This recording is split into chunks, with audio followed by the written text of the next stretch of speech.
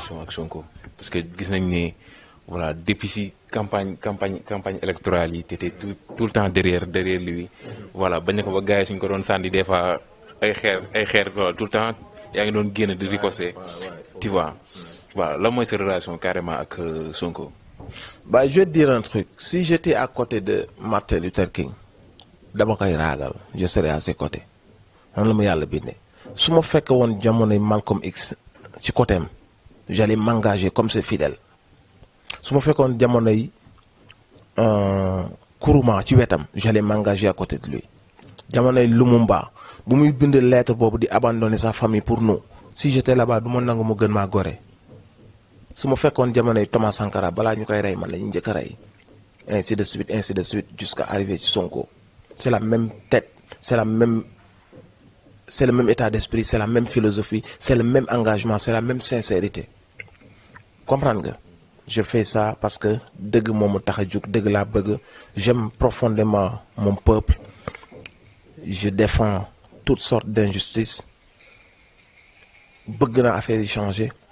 Xam naa li fi nekk ne baaxul, xam nañ que ni système depuis temps colonial yi ba léegi nii mooy continuer, xam nañ que ni dañuy njat, dañuy séddoo, dañuy comploter et que on a vraiment besoin de couper ce cordon là ñu indi lu bees pour que les gens puissent vivre, survivre. Nit ñi lekk ñu naanu ñu sonn nañ feebar sax on n'a pas accès à la santé. Comprendre nga? Famine bi mu ngi gagné, nit ñi lekk ñu pour lu neex, dañuy lekk rek pour bañ a xiif. Les gens boivent de l'eau non potable. Les femmes accouchent ci ay charrette di dee. Taux de mortalité bi ci femmes yi jur. Hôpitaux yi amuñu rajo amuñu da ngay dëgg région à région pour def benn affaire bu ñàkk fayda. Pendant ce temps yaa ngi gis ñu ngi may waykat bi tant de millions ñu ngi may mbër bi tant de millions. Kii détourné de tant de milliards. Kii def na lii gañal nañ dëkk bi benn marché de tant de milliards. Mais il faut arrêter tout ça. Quand on voit quelqu'un boo xam si ne yooyu ñu doon dénoncer di ko taxawal ci la nekk ba mu taxawal position ba loolu coûté ko ñu radier ko daxaw ko parce que il a voulu griller cette mafia qui est là. Qu'est-ce qu'on va faire? On va abandonner le combat de Lumumba ou de Sankara ou non, on va pas faire ça. Dañ koy wax doo si wéet. Tant que tu restes quelqu'un de vrai, de sincère, d'engagé pour idée yooyu noonu ñun ñooy nekk bouclier quel que soit le prix à payer. Dama bëgg su ma tëddee ma nelaw j'ai la conscience tranquille tey su ma noppi woon bokk ci ñu noppi ñu liquider ko moom sonal ko liquider ko wala ñu tëj ko kaso wala ñu néewal ko doole je me sentirais coupable fu ma tëdd je me dis que ni da nga koo bàyyi mu wéet ci combat bi mënoon na sëgg bokk ci seen oppresseurs yi s'enrichir nekk un milliardaire comme les autres. Il a pris le courage ak la décision d'être avec le peuple. Pourquoi tu l'as abandonné? Je ne peux pas abandonner un gars comme ça.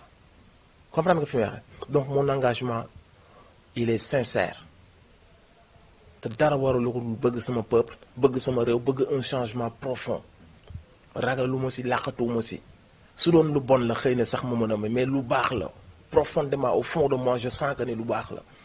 On a besoin que sama peuple li ko yàlla may mu mën ci profité injustice yi fi am mu deñ benn pàcc bu ndaw buy profité ci ay milliards ñoom ak seen i doom ak seen i cercle ñu bàyyi la grande masse ñuy dund dans la misère loolu il faut mu jeex te dara du ko jeexal loolu des gens qui voient de notre manière des gens qui ñëw imposer ay affaires parce que amuñu ce n'est pas une malédiction bu doon malédiction la yàlla du ñu jox lim ñu jox lépp bu dee en matière de pensée jox nañu ay nit yoo xam ne bu ñu référé woon ci ñoom Cheikh Omar Foutiyou Tall Thierno Souleymane Baal Mame Cheikh Ahmadou Bamba Baye Niass Mame Alhaji Malick gis nga bu ñu référé woon ci ñoom rek pour être l'élite de l'Afrique en matière de connaissance et de sagesse am nañu ko waxuma la géej gi doog a ñëw terre cultivable doog a ñëw la jeunesse doog a ñëw l'or phosphate zircon diamant loo xalaat mu ngi ci suñu ay terre donc on n'est pas banni on est béni. Qu'est-ce qui nous empêche d'avancer? Nos dirigeants. Depuis la nuit des temps, depuis le premier président jusqu'au dernier président, qu'est-ce qui se passe? Des milliards qui sont volés, des contrats qui sont signés pour enrichir d'autres personnes. Parce qu'il y a, dès que tu signes, tu gagnes beaucoup d'argent derrière. Des gens qui sont corrompus au détriment de la masse. En 2019, Tu entends ce qui se passe, les gens bu ñu demee ci urgence yi amuñu xaalis kenn du leen faj on te demande d'aller dans des cliniques yu lay laaj xaalis bu dul jeex quelqu'un qui a à peine lu mu jëndee son ticket à l'hôpital qu'est-ce qu'il va aller faire à la clinique? Tu comprends?